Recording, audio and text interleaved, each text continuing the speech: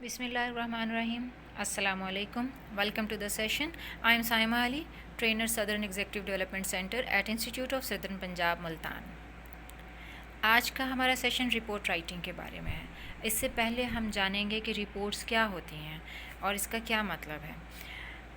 क्या मतलब है जनाब रिपोर्ट का? A report is a presentation of facts and findings usually as a basis of for recommendations written for a specific readership and probably intending to be kept as a record। और इसके बहुत सारी ऐसे जगह होती हैं जहाँ जगहों से मुराद ये है कि मुख्तलिफ़ ऑर्गेनाइजेशंस ख़ास तरह की रिपोर्ट्स भी जनरेट करती हैं और मकसद यही होता है कि हमें कुछ इन्फॉर्मेशन या कुछ डाटा अपने पास रखना है और उससे कुछ मज़ीद कुछ रिकमेंडेशंस लेनी है या आने वाली कुछ पॉलिसी मैटर्स के लिए चाहिए हो। It is purely based on observation and analysis. Report gives an explanation of any circumstances. A report discusses a particular problem in detail. Reports are required for judging the performances of various departments in an organization. A good report is always fact-finding and not fault-finding. It should be prepared in an impartial manner. The writers of the report should be impartial in their outlook and approach. Classifications कर रहे हैं हम कि किस तरह की reports अमूमी तौर पर होती हैं। Formal, informal, statutory, non statutory, routine, special, informative, interpretative. Formal and informal reports के बारे में, फॉर्मल रिपोर्ट्स कौन सी होती हैं?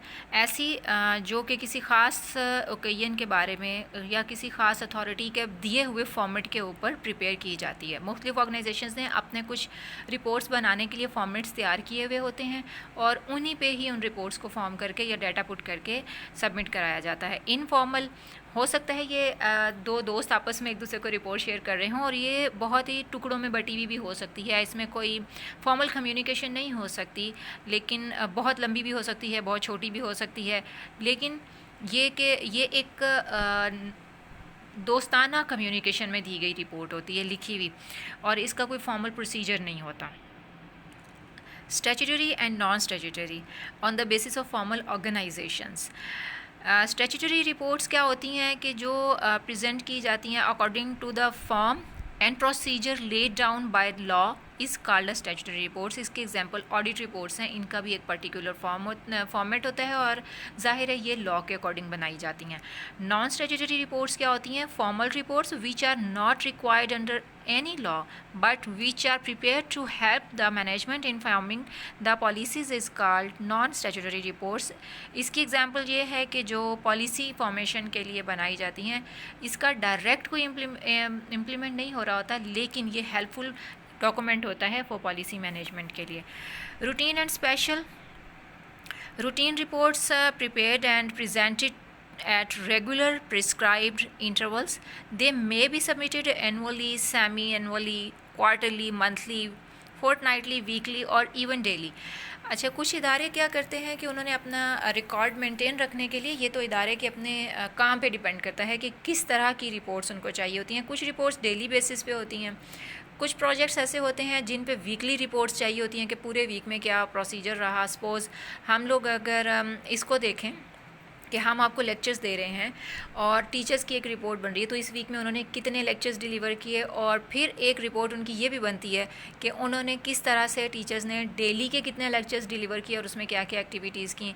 और इसके अलावा अब उनकी पीरियडिकली अगर रिपोर्ट बनेगी या मंथली बनेगी कि इस मंथ में अगर उनके पास कोई इवेंट्स थे तो वो कितने किए उन्होंने, या उनके लेक्चर्स के अलावा उनके पास कौन सी एक्स्ट्रा ड्यूटीज़ थी जो उन्होंने परफॉर्म करनी थी, तो उनकी रिपोर्ट्स पीरियडिकली भी हो सकती हैं और सेमेस्टर बेसिस पे भी हो सकती हैं, जैसे आप लोगों की भी होती हैं। ठीक है जी। Special reports they are related to a single occasion और situation such as technical report of a particular product. सिर्फ प्रोडक्ट की बात नहीं है। स्पेशल रिपोर्ट्स किसी स्पेशल केस के बारे में भी हो सकती हैं, किसी स्पेशल ओकेजन के बारे में भी हो सकती हैं, स्पेशल इवेंट के बारे में भी हो सकती हैं। सपोज़ आपके कैंपस में कोई ऐसा स्पेशल इवेंट जैसे फन वेगेंजा या कुछ भी इस तरह का इवेंट हुआ और उस पे अब आपको जो उस पे काम करने वाली टीम है वो अब एक रिपोर्ट तैयार करेगी ताकि हायर अथॉरिटी को दी जा सके कि उसमें किस तरह के एक्सपेंडिचर्स हुए, कितने लोग आए, या इस तरह का जो भी डाटा वो कलेक्ट कर पाए, जो भी उन्होंने डाटा अपने जो है हायर अथॉरिटी को पहुँचाना है। इनपुट क्या रहा, आउटपुट क्या रहा, कितना बजट खर्च हुआ, इवन ये भी उस रिपोर्ट का हिस्सा होता है। जी नेक्स्ट आते हैं इन्फॉर्मेटिव एंड इंटरप्रिटेटिव। ये फंक्शन की बेस पे है कि वो फंक्शन नहीं जो मैं इवेंट्स की बात कर रही हूँ।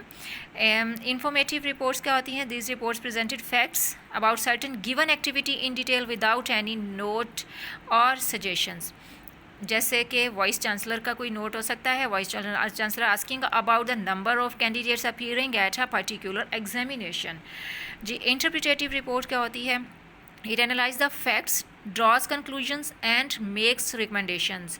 किस तरह की रिकमेंडेशंस जो कि कंपनी को चाहिए हों उस पर company chairman may ask for a report on falling trend in a sale in a particular area. He will this case be naturally interested in knowing all the details including that of opinion of any of the investigator.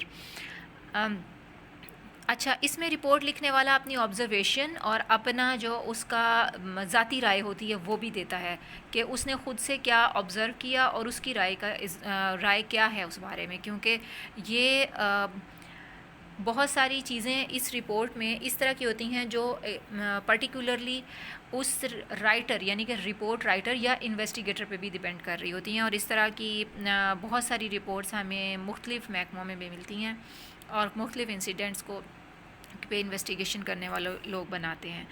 Ji advantages क्या होते हैं हमारे पास अगर reports हों तो इनके advantages क्या होते हैं रिपोर्ट राइटिंग के? सबसे पहले हम ये इस बात पे आते हैं कि इससे अपडेटेड इन्फॉर्मेशन मिलती है। करंट प्रॉब्लम सॉल्व करने के लिए जब रिपोर्ट सामने होती है तो उसको देख कर पढ़ कर, अगर आपने ख़ुद भी बनाई है तो उसको देख के पढ़ के आपको एनालाइज़ करने का मौका मिलता है अपनी प्रीवियस एक्टिविटीज़ को, प्रीवियस आपका जो भी कारनामे होते हैं उनके बारे में। इंटरनल कम्युनिकेशन इससे बेहतर होती है। इदारों के अंदर जब डेली, वीकली, मंथली और पीरियडिकली रिपोर्टिंग शेयर हो रही हो तो उसमें बहुत सारी कम्युनिकेशन बेटर हो जाती है, रिटर्न हो रही होती है, बहुत सारी एम्बिग्विटी नहीं रहती कि हाँ जी फ़लान टाइम पर ये कहा था, अब कहा था, तो कोई भी भूल सकता है। तो अगर जब वो रिपोर्ट में मैंशन होता है तो वो ज़्यादा ऑथेंटिक होता है। डिस्क्लोजेस अननोन इन्फॉर्मेशन, ऐसी बहुत सारी चीज़ें जो सिर्फ एक ही बंदा जान रहा होता है वो बाकी लोगों को अपनी रिपोर्ट के ज़रिए बताते हैं। और इसमें हम बहुत सारी रिपोर्ट्स ऐसी भी पढ़ते हैं जो गवर्नमेंट भी हमें भेजती है, जो गवर्नमेंट पब्लिक के लिए ओपन करती है। डिसीजन मेकिंग एंड प्लानिंग, यकीनन अगर पिछली रिपोर्ट में कोई इन्वेस्टिगेशन ऐसी की गई है या पॉलिसी मेकिंग के लिए कुछ राय इकट्ठी की गई है लोगों की, तो उसके बाद अगली कोई पॉलिसी बनाने के लिए और डिसीजंस करने के लिए बेहतर होता है। इसमें बहुत सारे इंटरनल केसेस भी हो सकते हैं और बहुत सारे ऐसी डिसीजन मेकिंग भी हो सकती है। सपोज़ किसी ऑर्गेनाइजेशन में कोई नया डिपार्टमेंट बनाने की बात हो रही है तो उसके लिए प्लानिंग करना, सबसे राय लेना और उस पर रिपोर्ट तैयार करना, फिर रिपोर्ट के को मद्देनज़र रखते हुए डिसीजन करना कि क्या नया डिपार्टमेंट बन सकता है और किस तरह बन सकता है और उसके ऊपर क्या इम्प्लिकेशंस हो सकती हैं। इस तरह रिलायबल परमानेंट इन्फॉर्मेशन, रिलायबल इसलिए भी क्योंकि रिटर्न इन्फॉर्मेशन है, रिटर्न कम्युनिकेशन है, तो उस पर रिलाई किया जा सकता है। जो लिख रहा है उसे भी पता है कि यह रिकॉर्ड का हिस्सा बन जाएगा और इससे भागा नहीं जा सकता। नेक्स्ट जनाब, ये हमने देख लिया कि इसके क्या एडवांटेजेस हो सकते हैं। अब इसके फंक्शंस और यूजेस क्या होते हैं। बेटर अंडरस्टैंडिंग, जैसे मैंने पहले बात की, जो भी मैटर है, क्वेश्चन है, इवेंट है, फंक्शन है, उसके बारे में बेटर अंडरस्टैंडिंग होती है। मैयर प्रोग्रेस, जो बात की, क्या हम टीचर्स की इवैल्यूएशन भी हो सकती है, स्टूडेंट्स की इवैल्यूएशन हो सकती है, इदारे में काम करने वाले और लोगों की इवैल्यूएशन भी हो सकती है। Facts and valuable data, definitely जब रिटर्न कम्युनिकेशन हो रही है और रिपोर्ट लिखी जा रही है तो उसमें फैक्ट्स लिखे जा रहे हैं जिसके ऊपर रिलाई किया जाएगा। साउंड डिसीजन मेकिंग, के लिए ये बेहतर रहती है।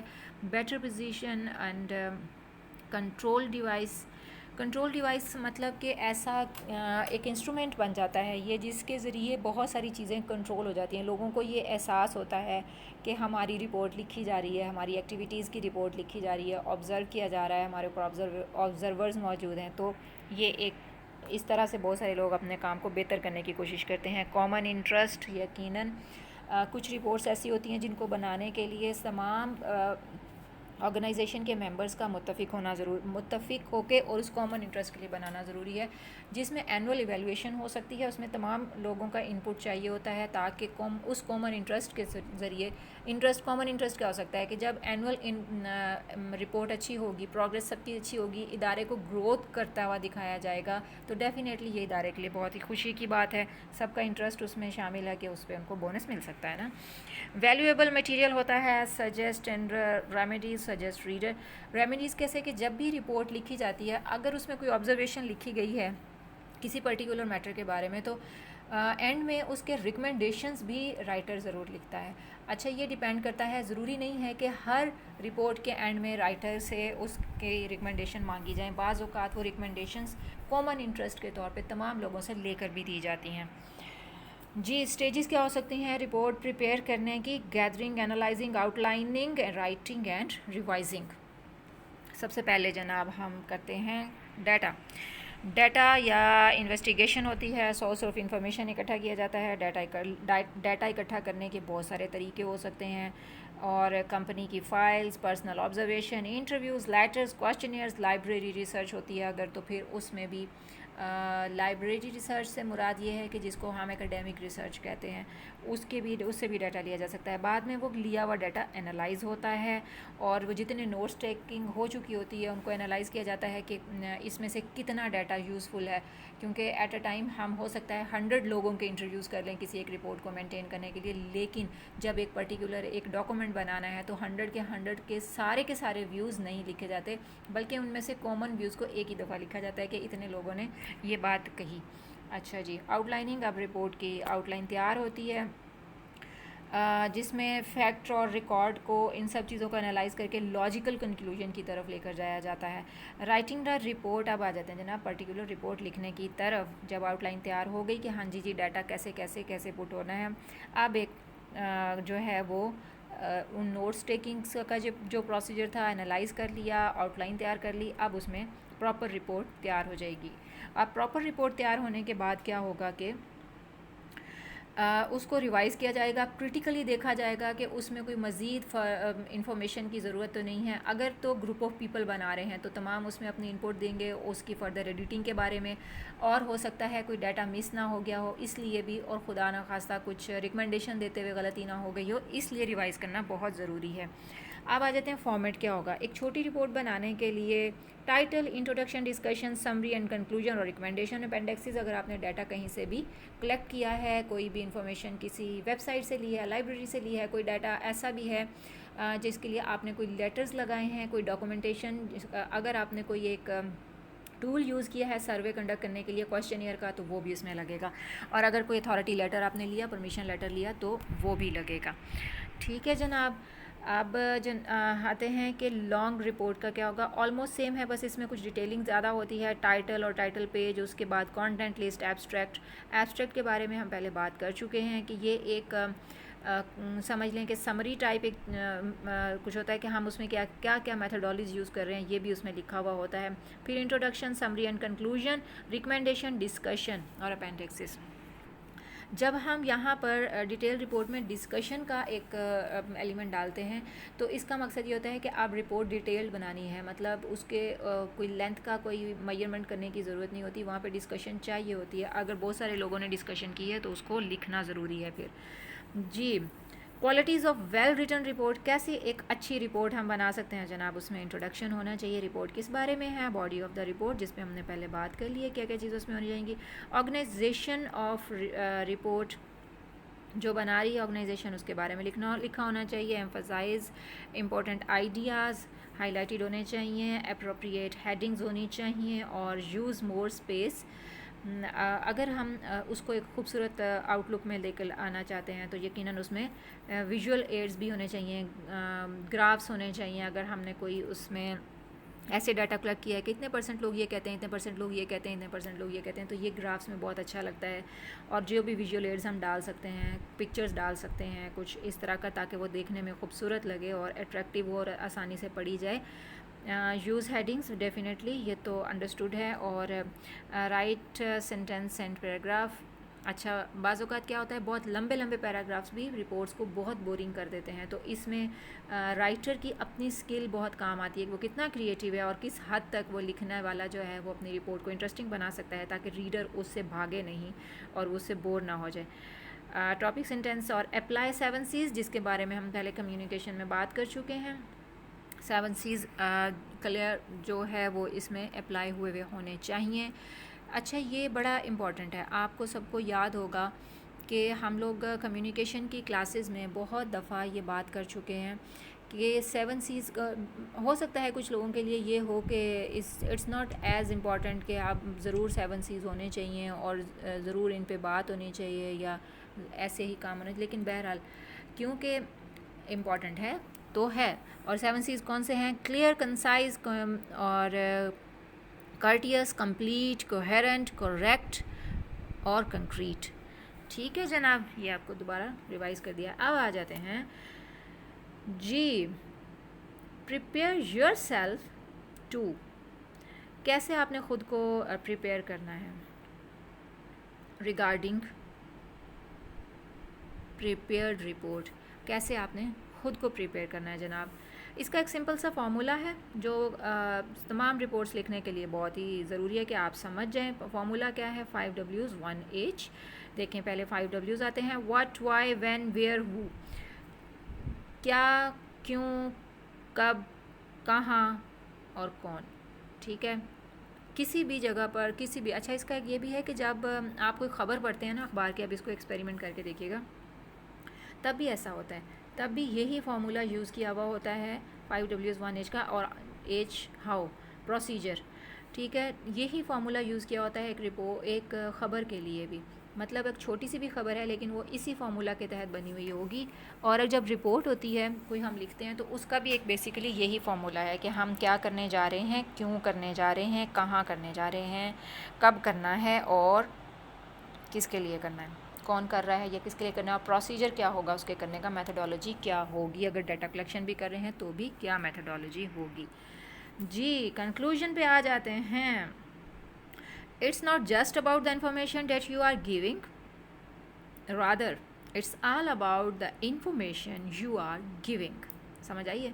आ जाएगी इंशाल्लाह ताला, ज़रूर आएगी कि ये सिर्फ एक कोई सी छोटी इन्फॉर्मेशन के बारे में नहीं होता, ये ऑल अबाउट इन्फॉर्मेशन के बारे में होता है, क्योंकि रिपोर्ट की अपनी अहमियत है। जब रिटन रिपोर्ट जाती है, डैट मीन्स कि वो फैक्ट्स, फिगर्स और डाटा कलेक्शन और ये सब चीज़ों से प्रोसेस से गुजर के गई है, एक साइंटिफिक प्रोसेस से गुजर के गई है। इसका मतलब है कि वो एक अच्छी रिपोर्ट बनेगी जिसकी बेसिस पे कोई एनालिसिस हो सकते हैं, जिसकी बेसिस पे लोग अपनी ओपिनियन बना सकते हैं पढ़ने वाले, और जिसकी बेसिस पर आप यूँ समझ लें कि किसी का मुस्तकबिल भी हो सकता है, क्योंकि जो अप्राइजल्स होते हैं वो भी एक रिपोर्ट की एक फॉर्म है। और जो एनुअल, क्वार्टरली और इस तरह की जो भी रिपोर्ट्स होती हैं, पीरियोडिक रिपोर्ट्स जिनको हम कहते हैं, ये सब की सब भी इनकी बेसिस पे फ्यूचर अटका हुआ होता है बहुत सारे लोगों का। तो ये सिर्फ एक इन्फॉर्मेशन नहीं होती, ये ऑल अबाउट इन्फॉर्मेशन है। जी, हम इसका एक क्विक रिव्यू कर लेते हैं। हमने इम्पोर्टेंस और रिपोर्ट राइटिंग पे पढ़ा, टाइप्स पढ़ ली, इसकी फंक्शंस देख लिए और स्टेजेस देख ली कि कैसे कैसे रिपोर्ट बनानी होती है। बाद में हमने इसकी क्वालिटीज़ और कहाँ कहाँ पर अच्छी रिपोर्ट लिखी हुई कैसी होती है ये बात कर ली। प्रेपरेशन पे बात कर ली कि क्या क्या प्रिपेयर करना चाहिए। कंक्लूजन में हमने कहा कि ये सबसे ज़्यादा इम्पॉर्टेंट चीज़ है कि पूरी इन्फॉर्मेशन हो। आज की कोटेशन ये है, the skill of writing is to create a context in which other people can think. एक अच्छा राइटर होना बहुत ज़रूरी है रिपोर्ट राइटिंग के लिए, लेकिन इसमें कोई परेशानी की बात नहीं है। जब आप लिखने बैठते हैं तो आपको बहुत सारे मीडियम हेल्प कर सकते हैं। नेट पे बहुत सारे मीडियम्स हैं, अपने जो ग्रामेटिकल मिस्टेक्स हैं वो आप वहाँ पर ठीक कर सकते हैं, तो इसलिए कोई परेशानी की बात नहीं है।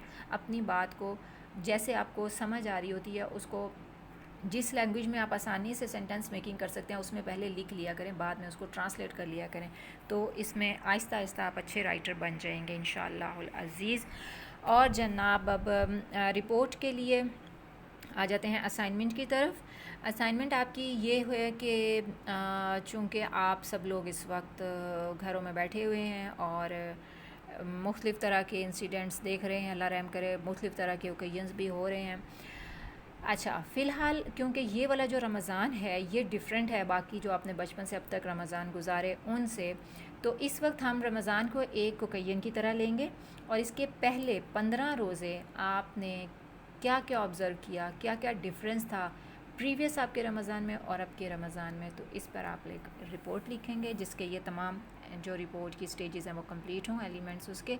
इंशाअल्लाह उल अज़ीज़ मिलते हैं आपकी एक ज़बरदस्ती असाइनमेंट्स के साथ। खुश रहिए, आबाद रहिए, अपने इर्द गिर्द का ख्याल रखिए और अपनी सेहत का बहुत ज़्यादा ख्याल रखिए। पाकिस्तान आप सबके दम से है और हम आपके दम से हैं। पाकिस्तान जिंदाबाद। अल्लाह हाफ़िज़।